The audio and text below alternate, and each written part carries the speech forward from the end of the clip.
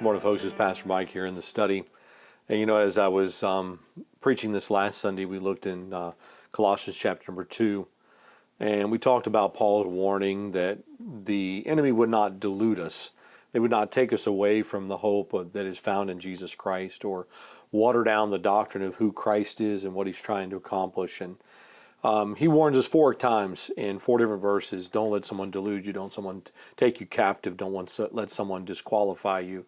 And he's challenging us to be on our guard and focused on who Christ is, literally to dial our hearts and minds into who Christ is. And so in that challenge, I thought, why are we so tempted to wander from who Christ is, and so tempted to wander from what we are called to do? As I thought of that, I thought, first off, the flesh, the heart of man, is exceedingly deceitful. Our heart is deceptive. Our desires are strong within us to run to the things that we want to do, and it's very easy for us to get tripped up in those things. I think not only that, but the enemy is pleasantly deceitful. The enemy himself, he doesn't offer us what we don't want. He offers us what we do want. And he knows how to sell us exactly what our heart craves or thinks it craves. And he always sells us something that promises the moon, and it ends up giving us a handful of dust.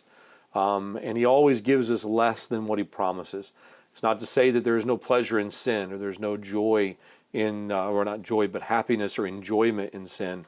But it is to say that sin always has a decreasing return. The more we pursue it, the less it satisfies. And Satan knows that, and he sends us after that. And so we see our heart is desperately wicked. Our enemy is pleasantly deceitful, and he wants to pull us in. He is just so tempting. And then finally, I think the reason we run away so quickly, or we're tempted to wander, is this world is far too much like our home. I think we're far too comfortable here. We're far too settled in this routine, in this world. And somebody said of one person, I think it's possible, well, he's so heavenly minded, he's no earthly good. And I would say, yes, that's possible. But I think more times than not, is we are so earthly minded, we're no heavenly good. Is that we have our eyes on this world, our heart is connected to this world, our desires are focused around this world.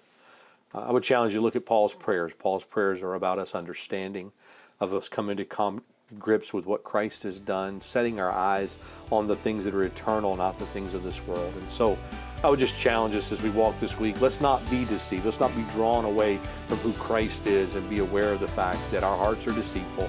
Our enemy is deceptive, and he is pleasantly tempting us. And then finally, this world cannot be our home. Hope this will be an encouragement to you. We'll see you next time in the study.